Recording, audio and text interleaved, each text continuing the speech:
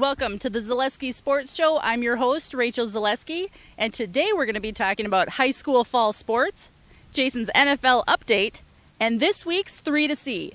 It's all yours, and it's all now.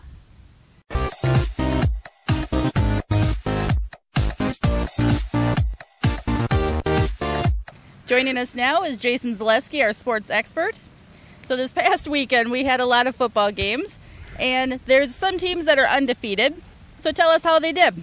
Yeah, well, they're still undefeated. I think you want me to talk about the ones that are still undefeated, so that's why you had me here. So that's Sure. what we'll talk about, if that's okay. And we'll start in the Clover Belt, Rachel.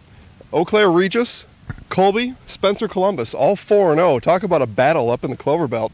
And those teams get to play each other yet, so it's going to be a lot of fun. But they're all 4-0 for now. And we'll see, but they're all off to a really hot start. Up in the Merriwood, just one team undefeated, the Edgar Wildcats, #1 team in the state in Division 7. So they're doing all kinds of good things up there. In the central Wisconsin, Iola Scandinavia, 4-0.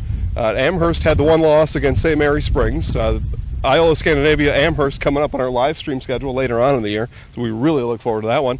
And right here, Rachel, we're at Beal Stadium today. Woo! Because our Zaleski Sports Show Game of the Week, Marshfield Spash, is going to happen right here on Friday night. Broadcast starts at 6:30, pregame at 6:40, kickoff at 7 p.m., and the Marshfield Tigers are undefeated at 4-0. Bring your school spirit, anybody coming? Spash and Marshfield, right? I mean, everybody should be here. Both I think teams. that's going to be fun. Soccer, Columbus Catholic, 4-0. So they're kicking the ball around, doing their thing. A special shout out to the Marshfield Tigers. So you can watch Tigers Red Raiders soccer highlights on Facebook, and that match was on Monday. But Marshfield right behind them. They had one loss, different conference, but same city. One loss. Marshfield Tigers, though, soccer resurgent program this year. And in volleyball, Rachel, the Stratford Tigers. Wow, those girls are on fire! 16-0. Wow. 16-0. The Stratford Tigers play at Edgar coming up this week. Edgar girls, be careful, please. Be careful. And Stratford girls, I know some of them are big fans of our show. Be nice. Just be nice. Stay undefeated. Be nice. Show no mercy. Yeah. There you go. Undefeated local teams. There's quite a few of them. All right, so this past weekend we also saw some NFL games. I know that the Minnesota Vikings are amazing again.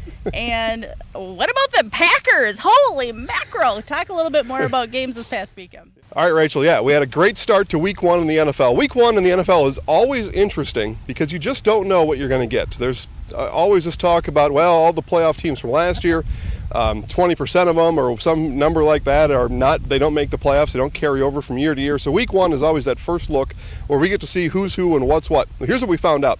The Cleveland Browns hadn't won a game, right, since December of 2016, or they've been beat. I'll say it a different way. They've been beat in every game since the first week in December of 2016.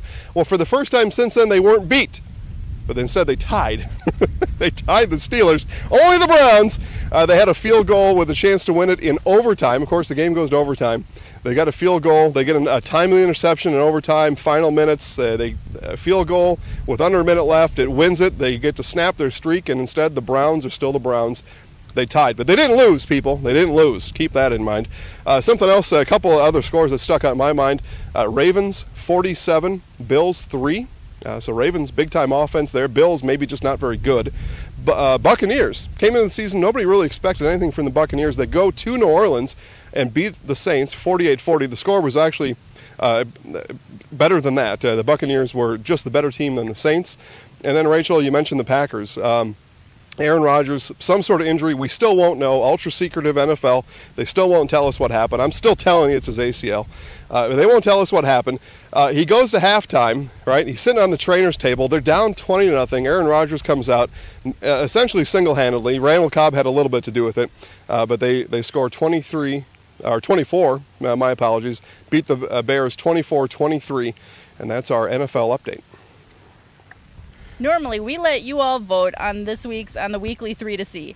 And this week, we had one special person that was by far above and beyond a shoo-in. Yeah, a shoe, and it's funny you mentioned that, Rachel, because he used his shoe to get to this here.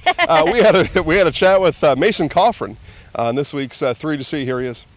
We're here with Mason Coffren, kicker for the Marshfield Tigers, game winner for the Marshfield Tigers. Why we came here. Let's just talk about the game against Kaukauna a little bit though before then. Just give us your overall thoughts about the game prior to that last drive from the 10-yard line.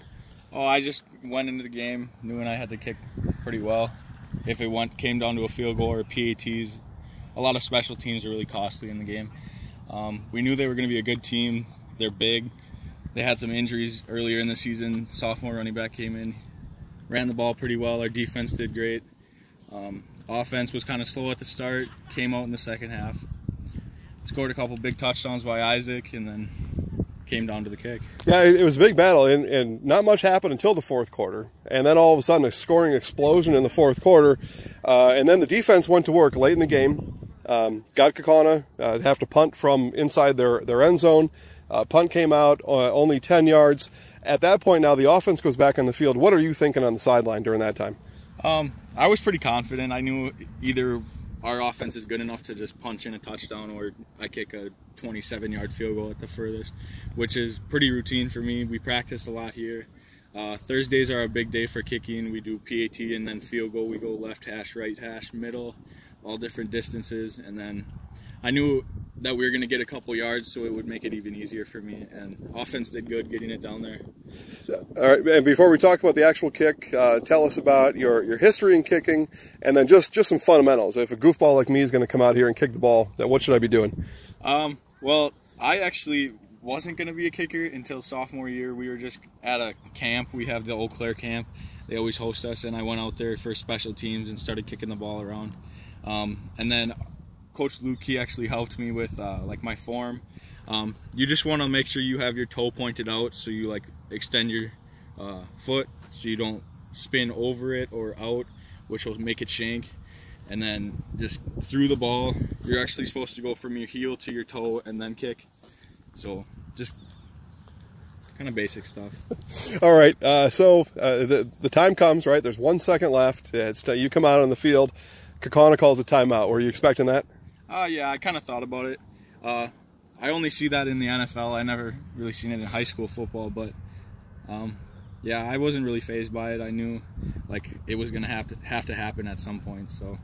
And then from a 0 to 100 on the confidence scale, after the timeout, it's time to kick. Where are you at mentally? Well, after the timeout, we were in the huddle with Coach Hartwig. He's just like, you want to take a penalty so we have a better angle? And I told him no, I was going to drill the kick. So I just kind of went in with the confidence level that we needed. And if I missed it, then we went into OT, and then hopefully we would pull it out. But I was pretty confident in myself making the kick. So. All right, result of the kick. Marshall Tigers 4-0. They're on to Spash on Friday. That game is live stream and available at ZaleskiSports.com. Just click on Live Sports, and it's our Zaleski Sports Show Game of the Week. So probably see Mason a couple times during the game. You'll see at least once for sure. Yep. Right? But I'm thinking we're going to see a whole lot more than that. All kinds of scoring is going to happen in that game. So what we're going to do now, we're going to kick a field goal. Why not? Came all this way. Ooh. Good.